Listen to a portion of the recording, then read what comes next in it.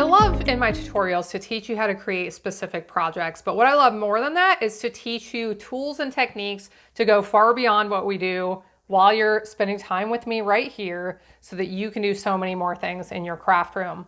Today I want to show you how to create two really adorable treat boxes, but while we're doing it, what I want to share is how you can create a treat box design for any size item you ever want to hold. Let's get started. I think it's really fun when I can take adorable die cuts such as these and turn them into treat boxes. So that's what we're going to do here in just a moment. Now, these two, they'll be double-sided, so they'll have, this one will have a treat die cut on the front and the back. And the sizes, the dimension for this is going to be a little bit different than the dimensions I need to create for this one, which will also have another one of these wagon pieces on the back.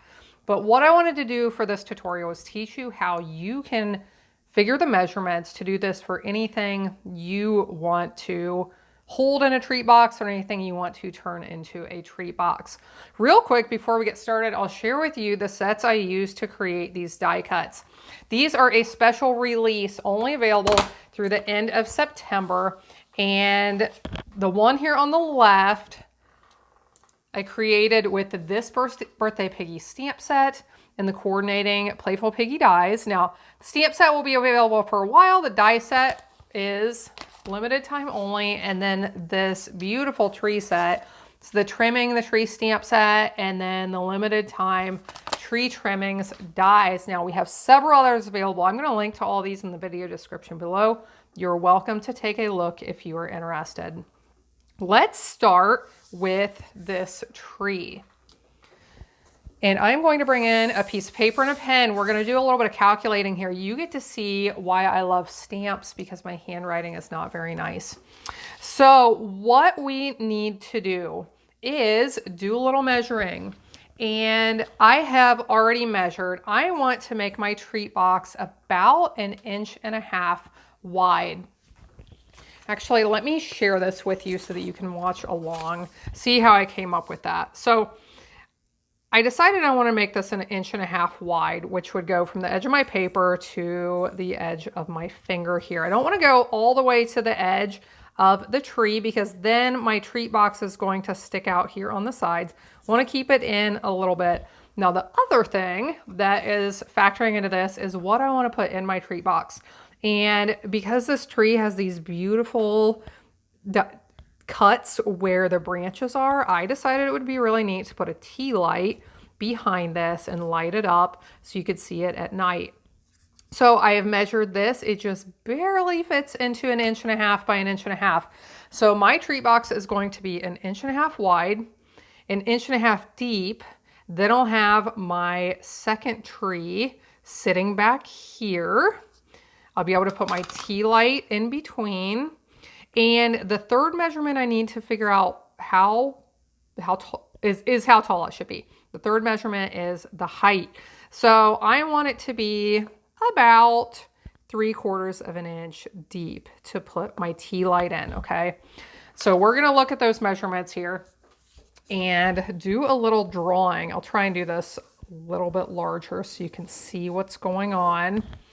So this is going to be square. It doesn't really matter if you draw it to scale, but I will attempt. So mine is going to be, this is as if we're looking down on it. So it's going to be 1.5 inches wide, 1.5 inches deep. And then we have to add on, we're figuring out how big we need to cut our paper and then where we're going to do our scoring and cutting. Draw a larger square outside. And I like to connect, basically extend the lines from the inner square outward to the outer square, okay? Now, mine is going to be 3/4 of an inch deep.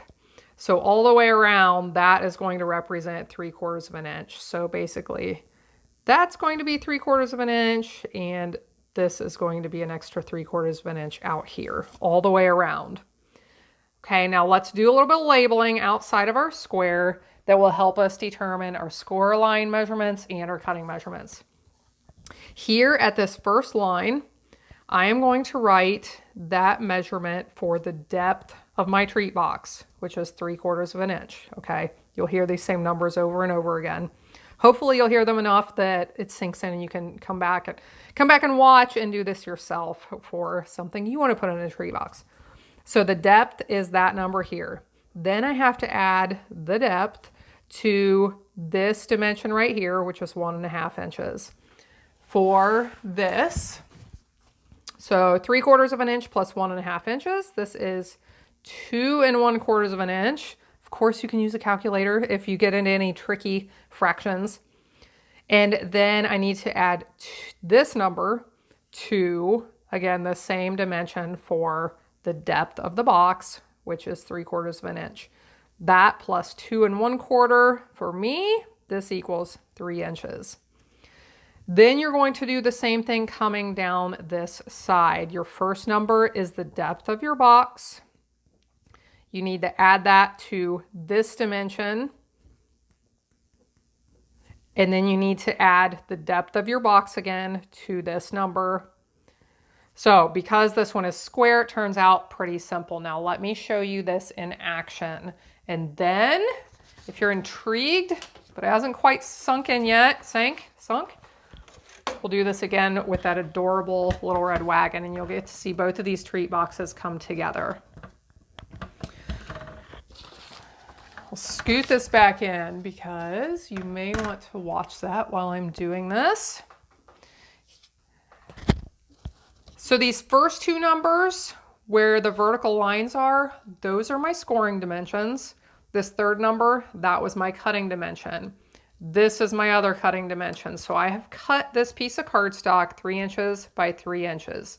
Now on this side, I need to score at 3/4 inch and 2 1/4 inch. So we'll do that.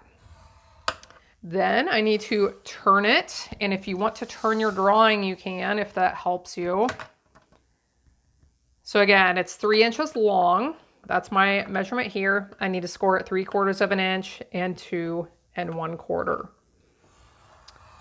If you can make your treat box square on the bottom, that definitely helps with less numbers. You just do your score lines in the same place this way, okay? So let's get rid of the scoring board and this for a moment. Let's prepare our treat box. So I'll go ahead and fold on all of these score lines. If you want to, you can grab a bone folder, make them nice and crisp. The next thing you want to do is on one side, you're going to cut in to the intersection of your score lines. So you'll have a couple little flaps down here, and then turn it around to the opposite side and do the same thing. At this point, if you want to test it out, you can. You will fold your end flaps up and in, and then you will fold your side flaps up. So let's test this out. I know this is going to be a tight fit, but I believe my tea light will fit right in there, okay? So you can test that out before you attach everything together. If you need to make some adjustments, you can do that, or sometimes we do have to start over when we make little mistakes. Now you can use whatever adhesive you want to on this. I like to, if I'm folding these up and in, what I like to do is actually flip this over, and I'm going to put glue dots onto each of these corner flaps. You can use glue. I'm sure each of us has a different method for how we like to attach our treat boxes together.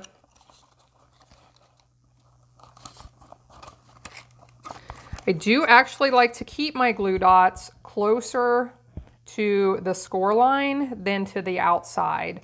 And what you'll find is that really helps to hold your treat box together all the way to the corner. If you're new to this, once you try it, it might make a little bit more sense, but that will help everything hold together a little better. Okay, so now I will fold these in, fold them up, and while I have them up, you can do this one at a time, or if you find you can do them both at the same time, that works too. Give it a nice tight squeeze, and then Do the same thing over here. Okay, so here's my treat box. My tea light fits in, and I want to, of course, add my pretty decorations because that's what this is all about. The treat box with no decoration is a little bit sad. And again here, sometimes I would use glue. It just depends on how quickly I want it to adhere in place. But tear and tape is a really, really handy adhesive to have if you are making treat boxes. It's nice and strong and easy to tear off into the lengths you need it. And then remove that paper backing. Piercing tool is how I typically like to remove my paper backing. My take your pick tool is my favorite. It is occupied somewhere at the moment, so I'll use this one. So if you just poke at the side of it, that helps to remove that paper backing. So we'll put, this one will be the one for the front. Now I don't want this to come down lower than my box because then the weight would be on the die cut once I set it upright. I want it just to come down even with that box. Now let's flip it over. We'll do this other side and show you our finished tea light treat box. I'm really excited next to be working on that little red wagon, so I hope you'll stick around and watch that. With that little pig inside. I'm excited about that little red wagon because I think you could do so many things with it. I have it, you could create just the little red wagon. I have it so that the little piggy looks like he's riding inside, but you could put all kinds of other things in that little red wagon. I would love for you to comment and give me some ideas for some other things that would be cute to put in that little wagon. Okay, so here's my treat box. Here's the front of it. I could decorate the back up just as nicely if I wanted to, and my tea light fits in here. Now here, I will show you a picture of what this looks like in the dark when it's all lit up. So just a really fun treat holder. Now let's get on and look at that little red wagon. Here is my main wagon. This is going to be the opposite side, and I'm glad I chose this one because it's going to illustrate an important point, which is when your die cut is symmetrical, this is really easy. You can just create two of them, decorate them however you like. When your die cut is not symmetrical, you're going to have to make an adjustment so that when you put your treat box together, they're going the same direction, okay? I didn't want to put my treat box together and the handles be at the opposite ends, if that makes any sense. So here's what I did. I die cut the whole wagon piece. I die cut it 2 times. But for this one, the opposite, if you can see probably, the lines for the wood are on this side, but technically this is going to be the back. I just had to flip it over and use the back side and decorate the back side for this one. So let's look at our measurements, how big I want to make this one. I'll use my grid paper here to look at it. So let's figure out first how long I want my treat box to be. And I decided I wanted it to run, I'll start here at this edge, wanted it to go from this vertical part of the wagon to this vertical part. So if I line this vertical part up with the edge of the paper, this vertical part comes to about 1 3/4 inches. Okay, so that's how long I want to make it.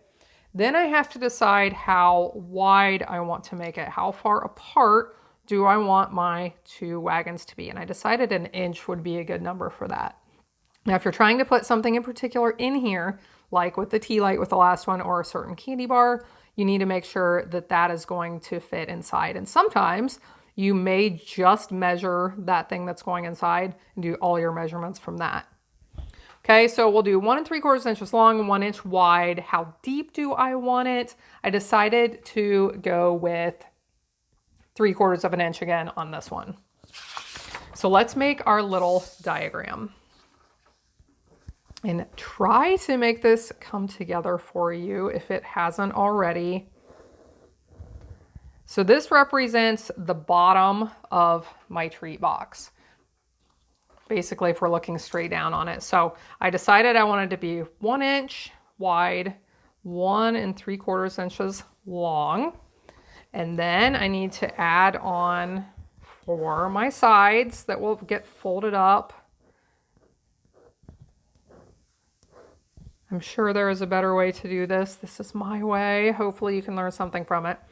So again, this number I put here at this first line, that is the depth, 3/4 of an inch. I need to add that to this. And 3/4 plus 1 3/4 equals 2 1/2. I never knew I was going to be teaching math and stamping. And then I need to add 2 1/2 to my depth again, which is going to be 3 1/4 of an inch. Okay, let's do it this way now. Since this one isn't square, these numbers are going to be different than this side, whereas on my first one, they're all the same. So the depth, 3/4 of an inch. I need to add the depth plus this dimension. So that's 1 inch. So that is going to be 1 3/4 of an inch. And again, please excuse my handwriting. And then I need to add this number to my depth, 3/4 of an inch plus 1 3/4, 2, and I can't even write what I'm thinking, 2 1/2. So my cutting dimensions are 2 1/2 by 3 1/4, and then we'll do our score lines. I decided to make this piece out of a little bit darker cardstock to look like shadows behind. So I made this out of some cherry cobbler. Let's bring in the scoring board. I did cut this to 2 1/2 by 3 1/4. And I want to lay this the way I'm looking on my diagram. So I have it long ways, and I need to score at score at 3/4, 2 1/2. And then if I turn it this way, of course you don't have to actually turn it if you know what you're doing, but just to help illustrate the point, now I'm going to score at 3/4 and 1 3/4.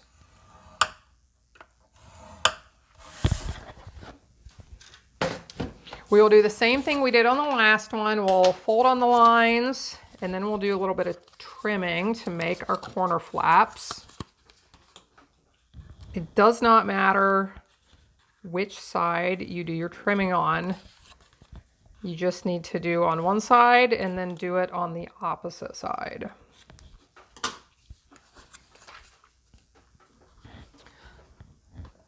This time, I'll see if I can save a little bit of time with my Seal Plus. This is a really nice, strong adhesive. If you prefer the tape roller option, the Seal Plus is really good. It holds very, very well. And I will fold these up and in. Doing one at a time is a little bit safer bet than doing both at the same time. So I can fold it up and in and make sure it's where I want it before I press it together. Now let's do this side. Now if you want to keep the one out of the way while you seal the other one in place, you can fold it back like that. Try and keep it out of the way. Do that one, and then once I'm ready for it, I can get this one in place and press it together. Now let's bring in these wagons. I am so excited to see this come together. I didn't have anything in mind to put in these in particular, so that's why I based this just on the size of the wagon. So I'm thinking I can just put some little candies like Tootsie Rolls or something like that. Something pig themed would be fun. I'm not sure what that would be. So what I want to do now is put adhesive on the back of each wagon, and I will be able to attach these in place so that it will look like this. Okay. I would normally I'd probably put some tear and tape on here, but since I have holes in these die cuts, I want to make sure my adhesive doesn't go through them. So I will put just a little bit here and on each of these cross pieces.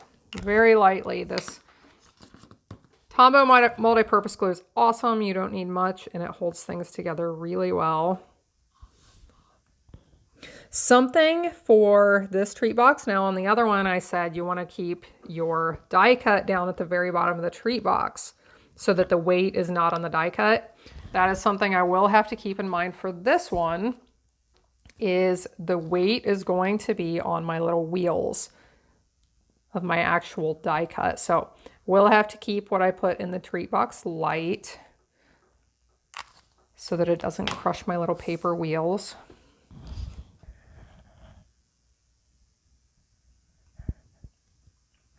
The other nice thing about the glue is you have a little bit of wiggle room. You can move things around before it's dry completely. So here you can see it is going to sit just on those wheels. It sits up nicely. We can put some little candies in here. Here's the back side. And here is the front side with that adorable pig.